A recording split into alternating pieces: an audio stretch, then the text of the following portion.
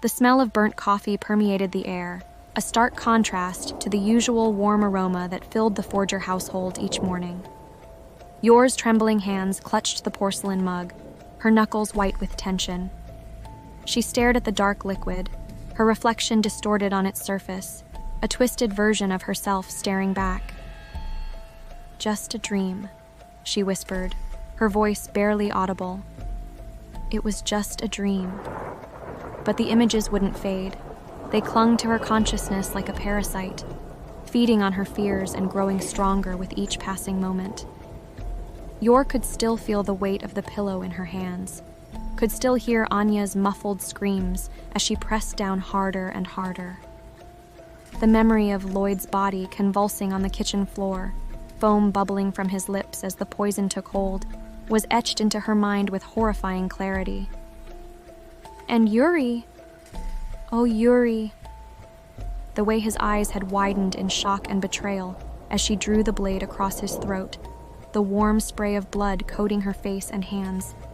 It had felt so real, so visceral. Yor's stomach churned, and she barely made it to the sink before retching violently. The bitter taste of bile filled her mouth, and she gasped for air, her body shaking uncontrollably. "Mama? Are you okay?" Anya's small voice cut through the fog of Yor's thoughts like a knife.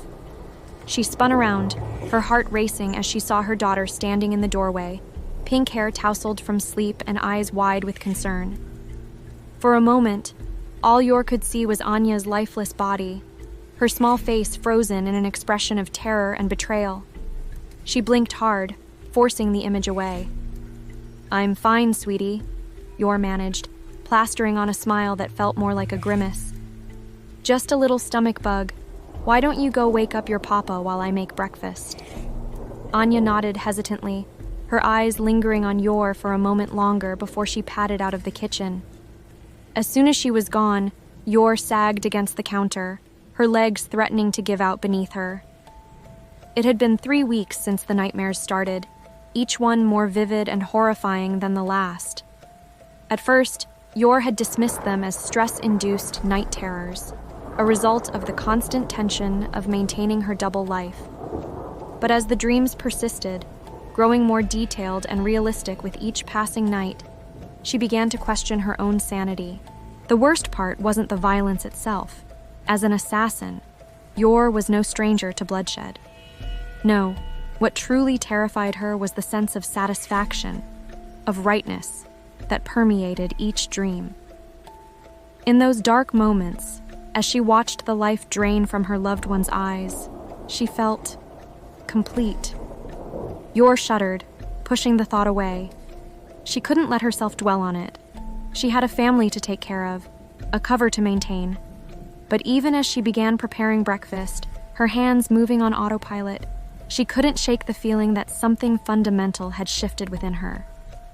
The days that followed blurred together in a haze of paranoia and mounting dread.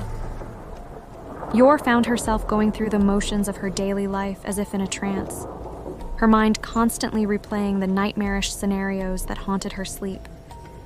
She caught herself studying Lloyd's morning routine with an assassin's eye, noting the exact moment he was most vulnerable as he sipped his coffee. Her fingers twitched towards the knife block when Anya hugged her, the weight of the blade suddenly all too tempting.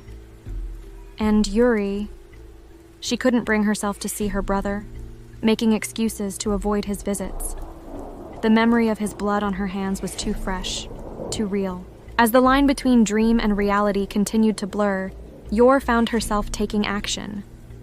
It started small, researching untraceable poisons, testing the density of various pillows, sharpening her collection of knives to razor-sharp edges. She told herself it was just professional curiosity, a way to hone her skills. But deep down, a part of her knew the truth. She was preparing. Lloyd noticed the change in his wife first, the dark circles under her eyes, the way she flinched at sudden movements, the distant look in her eyes as she stared off into space. He attributed it to stress, perhaps a difficult assignment from her cleaning company. But as the days wore on and Yor's behavior became increasingly erratic, He couldn't shake the feeling that something was terribly wrong. One night, as they lay in bed, Lloyd reached out to touch Yor's shoulder.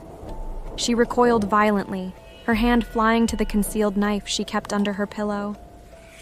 "Yor," Lloyd said softly, his voice laced with concern. "What's going on? You know you can talk to me about anything, right?" For a moment, Yor considered telling him everything. The nightmares, the violent urges, the constant fear that she was losing control. But the words caught in her throat as she imagined the look of horror on his face, the way he would pull Anya close and shield her from the monster that Yor had become. "It's nothing," she lied, forcing a smile. "Just work stress. I'll be fine." Lloyd didn't believe her, but he nodded, pulling her close and pressing a kiss to her forehead.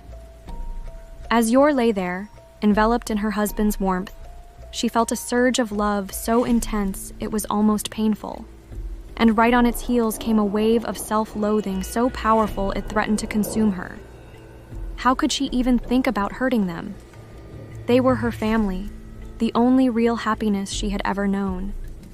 And yet, the dreams persisted, growing more vivid and alluring with each passing night. As the weeks wore on, Yor's grip on reality began to slip further. She found herself standing over Anya's bed in the middle of the night, a pillow clutched in her white-knuckled grip. The sight of Lloyd's coffee mug sent her into a panic, convinced that she had already poisoned it and forgotten. And then there was the day she nearly killed the mailman. It happened so quickly, Yor almost convinced herself it was another dream. One moment, she was opening the front door to collect the mail. The next, she had the man pinned against the wall, a letter opener pressed to his jugular. His eyes were wide with terror, his mouth opening and closing like a fish out of water as he tried to form words. "Yor!" Lloyd's voice cut through the fog, and suddenly she was back in herself, staring in horror at the scene before her. She dropped the letter opener as if it had burned her, stumbling backward as Lloyd rushed to the mailman's aid. "I'm so sorry," she stammered, her voice barely above a whisper. I thought you were someone else." The mailman fled without a word, leaving Yor to face her husband's questioning gaze. She could see the wheels turning in his head, the spy in him analyzing every detail of what had just transpired. "Yor," Lloyd said slowly, his voice carefully neutral. "I think it's time we talked about what's really going on." And in that moment, staring into Lloyd's eyes and seeing not judgment but genuine concern and love, something inside Yor broke. The walls she had carefully constructed came crashing down, and the truth spilled out in a torrent of words and tears. She told him everything: the nightmares, the violent urges, the constant fear that she was losing herself to the darkness of her past. She confessed her true identity as an assassin, laying bare the blood-soaked history she had tried so hard to leave behind. As she spoke, Yor braced herself for the inevitable, for Lloyd to recoil in horror, to grab Anya and run as far away from her as possible. But to her amazement, he did none of those things. Instead, he listened with unwavering attention, his hand never leaving hers. When she finally fell silent, emotionally and physically exhausted, Lloyd pulled her into a tight embrace. "You're not alone in this," he murmured into her hair. "We all have our secrets, our darkness. But we're a family, Yor. We face these things together." And then, to Yor's utter shock, Lloyd revealed his own truth, that he too was living a double life as a spy, that their entire family had been built on a foundation of lies and half-truths. As the full weight of their shared reality settled over them, Yor felt something shift inside her.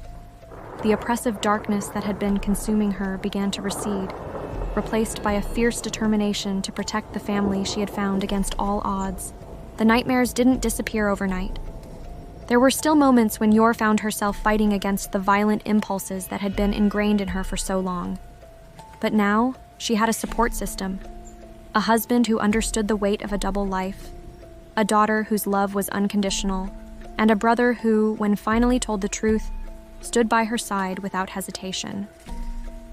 Slowly but surely, Yor began to reclaim her life. She sought help, working through the trauma of her past with a therapist who specialized in cases like hers. She learned coping mechanisms to deal with the intrusive thoughts and violent urges, channeling that energy into protecting her family rather than harming them. And on the nights when the darkness threatened to overwhelm her, when the nightmares returned with a vengeance, she was no longer alone. Lloyd would hold her close, his steady heartbeat a reminder of the life they had built together. Anya would crawl into their bed, her small hand finding Yor's in the darkness, anchoring her to reality. The road ahead would not be easy. Yor knew that her past would always be a part of her, that the skills and instincts honed through years of assassination would never truly fade. But as she looked at her family, this beautiful, imperfect, utterly real family, she knew that she had found something worth fighting for. The nightmares would come, as they always had. But now, Yor Forger was ready to face them head-on, with the love and support of those who had chosen her, darkness and all. And in that choice, in that acceptance, she found a strength she never knew she possessed. The strength to confront her demons and emerge, not unscathed, but unbroken. As dawn broke over the Forger household, casting warm light through the windows, Yor stood in the kitchen, preparing breakfast for her family. The familiar routine grounded her, each movement a reminder of the life she had chosen. And as she heard Lloyd and Anya's footsteps approaching, their voices filled with warmth and love, Yor allowed herself a small, genuine smile. The darkness would always be a part of her, but it no longer defined her. She was Yor Forger, wife, mother, protector, and that, she realized, was more than enough.